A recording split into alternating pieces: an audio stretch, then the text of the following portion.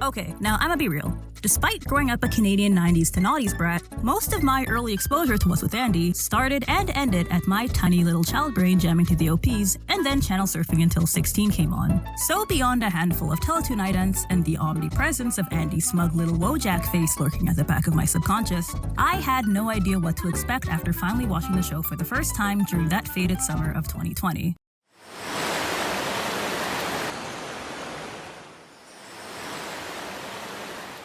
Turns out, it was a lot. Okay, if Season 1 was like getting hit in the back of the head with a makeshift Sunny D piss jar, Season 2 is the equivalent of some guy calmly walking up to you, the very picture of nonchalance, only to then take a baseball bat full force to your gut and then strike up a conversation, completely nonplussed as you lay there writhing on the ground like a winded, injured idiot. We get a new setting and new voice cast in honor of the series going full tilt into its Franco-Canadian roots, but it's surprising how much the presence of our same old Andy manages to keep things feeling cohesive between seasons. I mean, the show's still totally fucking batshit thanks in part to Mr. Larkin's evolving veracity and generating jank-ass japery, but the key word here, surprisingly, is evolving. In Season 1, Andy was still like a regular enough guy in the grand scheme of things. His pranks still aired on the side of being deeply annoying, but they were Andy's way of one-upping himself and honing his skills. He white boy raps his way into upstaging Jen in a drama production. Door hinge! Door hinge? Door hinge rhymes with orange, and with seconds to spare, no one can compare. Get school cancelled via bogus snow day. Kids, just letting you know that Principal DeRosa has canceled school today due to a freak snowstorm. Wow, where's he calling from? Canada? Succeeds in posing as a beloved British boy band with Danny and Mush. Okay, remember, we have 3 notes and let's play the heck out of them. It's time. Let's do it. Let's try not to suck. And at least got the occasional chuckle for shenanigans from his adoring public. Characters like Lori or especially Jen were more than willing to give him the benefit of a doubt. Something that becomes either pretty sad or really funny in retrospect once we get into the next 2 seasons. Even his most deranged capers, such as pretending to be dead in order to avoid getting dunked, or trying to score him and Danny a compartment all to themselves by being disgusting, still end with him coming out on top near the end, no more worse for the wear socially than how he started.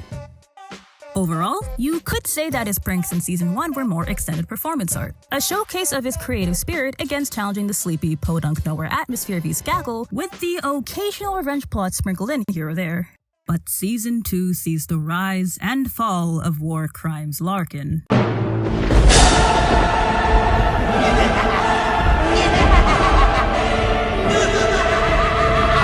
We get it. War Crimes Larkin, domestic terrorist extraordinaire, and potentially history's greatest villain, if not otherwise kept in check by his imposter syndrome and god-awful taste in women. When the first episode of the season starts with Andy being put on house arrest and alienated from the entire school for The prank. and then somehow ends with his Joel Sona, Jean Thomas, The annoying Anglo again. I think comprehend what the problem is about. To is mixing moi up with Andy. getting dumped on purpose by Lori for his, how you say, infidelity. Now, I know this looks like a dream come true, but this is the last thing I need. My mission is complete. My prank is in the bag. Time to move on. You know Mans is really out for blood this time around. At this point, everyone's more than aware of Andy Larkin's bad reputation.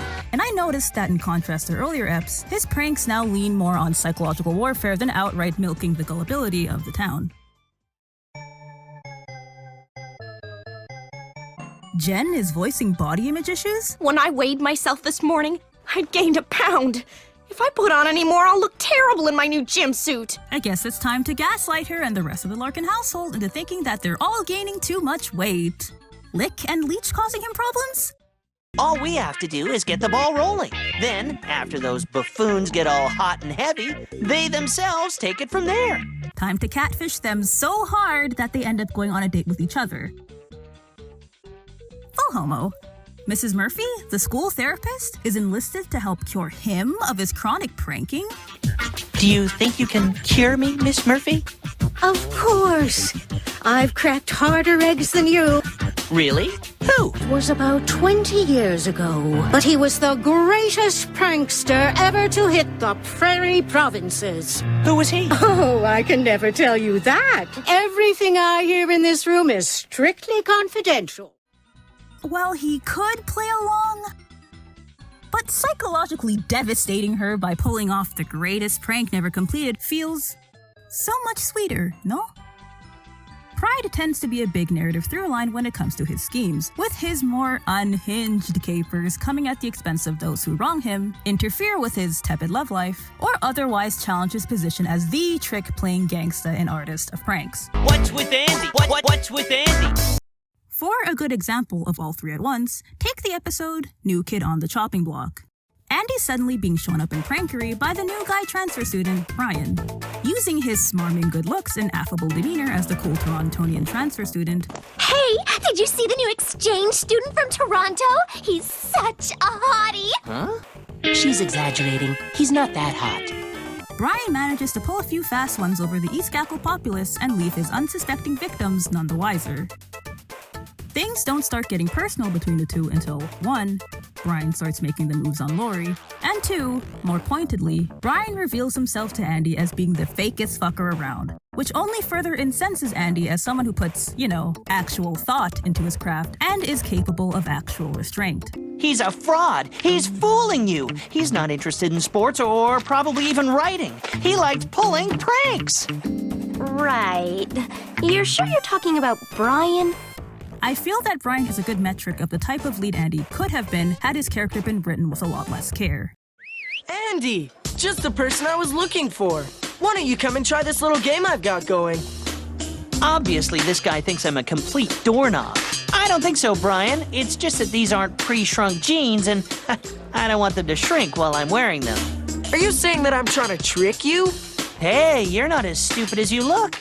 He's two-faced, manipulative, and pretty damn callous to the people around him without much provocation beyond For the lulz, bro. And while I appreciate the episode itself for pointing out the irony of Andy freaking Larkin being upset at this guy for biting his entire aesthetic, he's honestly within his right to be.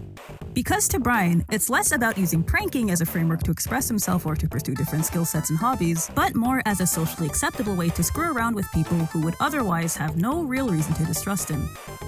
And him immediately defaulting to blaming all of his later schemes on Andy to save face just further demonstrates how contrived his entire shtick is in comparison. Really? And what makes you think you can do better, Dumb and Dumber? Oh, just the fact that the principal's got my parents on speed dial. Oh, yeah? Well, enjoy it while it lasts, because things are about to change. That's what makes the big brain plan Annie and Danny use to out the little fucker so satisfying to watch.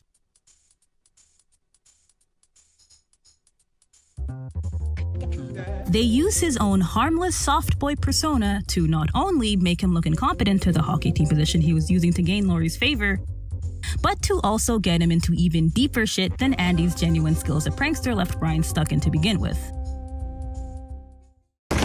Brian! Oh, there you are. The radio announcer's gone AWOL. We need you to fill in. But Coach, I don't even know any of the players' names. Don't worry, the list is in the booth. Now hurry, the game's about to start.